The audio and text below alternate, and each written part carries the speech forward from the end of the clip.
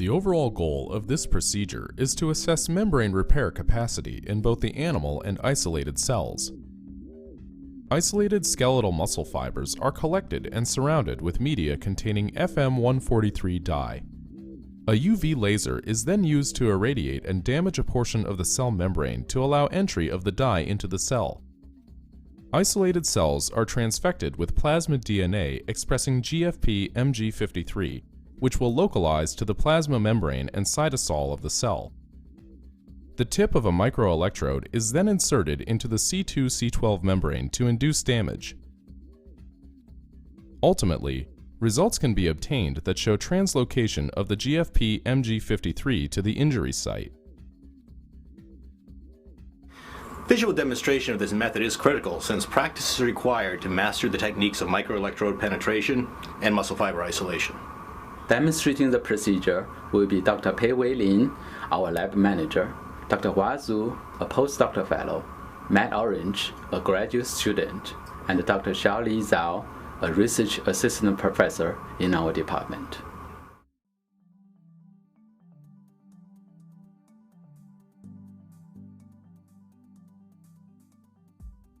To begin, place a tray or a blue lab pad underneath the treadmill to collect waste from the animals during the experiment.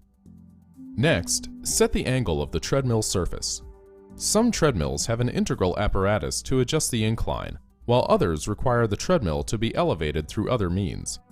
A flat surface or an angle between 7 and 15 degrees downhill or uphill is generally used. Acclimate the mice by placing them onto the treadmill with the electric grid off and the belt drive motor on but not moving for 15 minutes. After the acclimation period, turn on the motivational electric grid. Start the treadmill with an initial speed of approximately 5 meters per minute, with speeds increasing by 1 to 2 meters per minute each minute. Allow the animal a 5-minute warm-up period.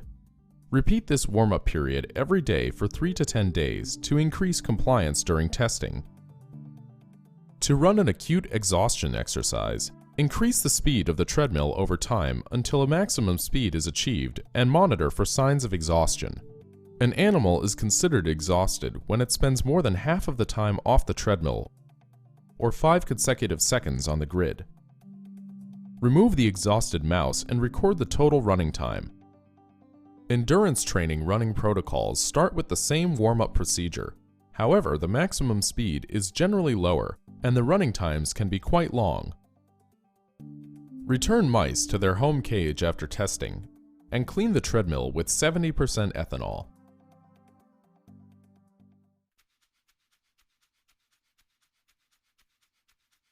Isolate the superficial layer of the flexor digitorum brevis muscle from the foot for further analysis. First, cut the skin of the sole at the median line, taking care not to damage the muscle underneath. Next, make horizontal cuts and remove the skin.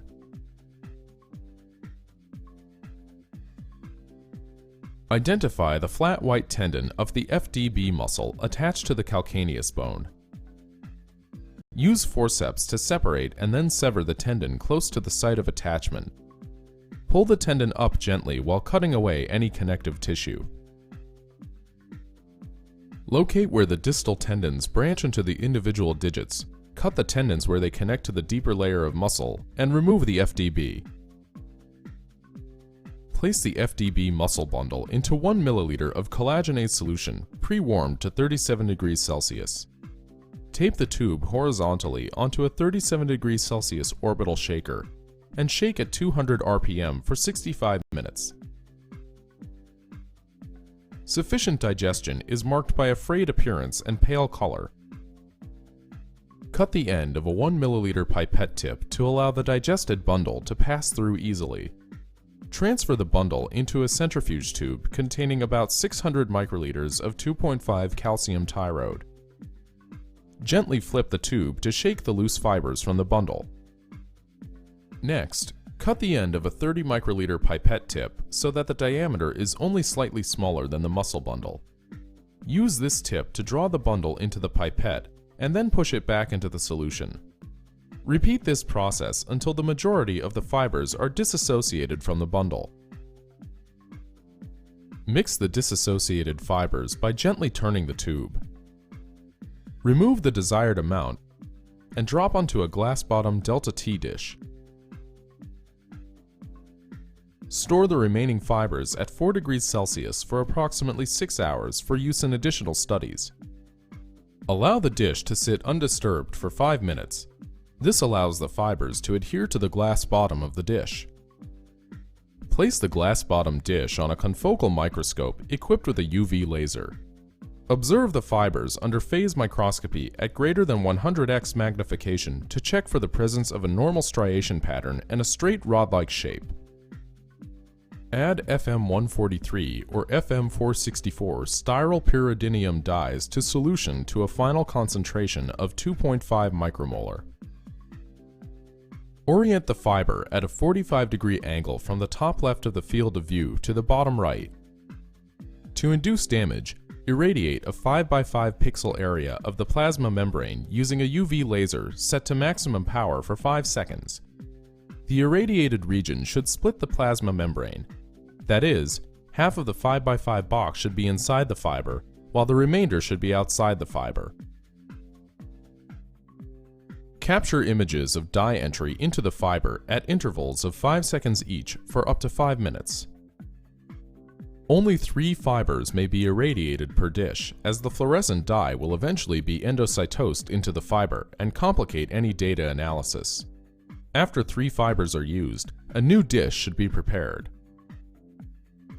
Using analysis software, calculate the change in fluorescence intensity in an area approximately 200 square microns. For comparison between fibers, the following calculation should be made for each frame. Delta F divided by F0, where F0 is the mean fluorescence of the region of interest in the first captured frame, and delta F is the change of fluorescence in each subsequent frame.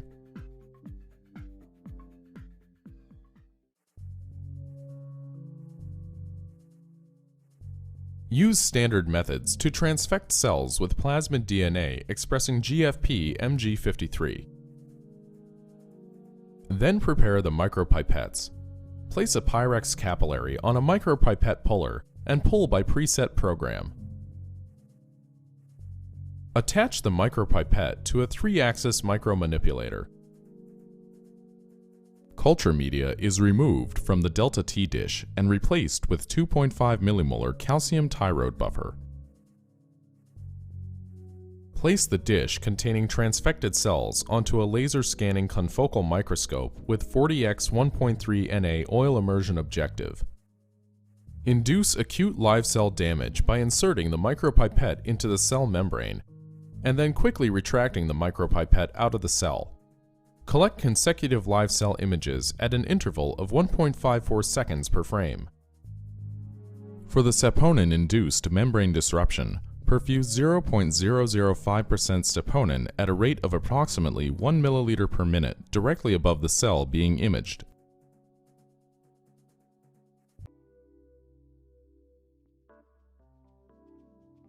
The treadmill can be used to measure a reduction in running capacity. The MG53 knockout mice seen here have reduced running capacity due to damage of the skeletal muscle. The extent of damage caused by the UV laser depends on the membrane repair capacity of the fiber. Seen here is a fiber prior to injury in a normal mouse. This image was captured 200 seconds later and shows a slight injury. A muscle fiber derived from the MG53 knockout mice with compromised membrane repair capacity will display more significant dye entry after injury. Seen here is an example of an undamaged GFP MG53 transfected C2-C12 myotube. The arrow in this image points towards GFP MG53 containing vesicles that move towards the sites of damage. In this example, saponin was used to damage the plasma membrane. Notice the translocation of GFP MG53 from cytosol to the cell membrane after injury.